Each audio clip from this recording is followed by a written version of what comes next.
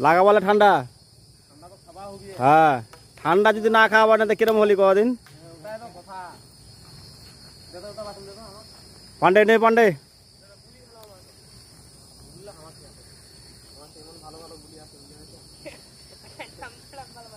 ready অল্পতে ঠান্ডাটা খাওয়াবে ছিঁড়ে গেল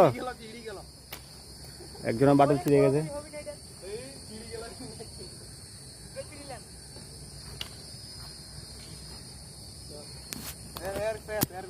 আর মাস শেষ নাও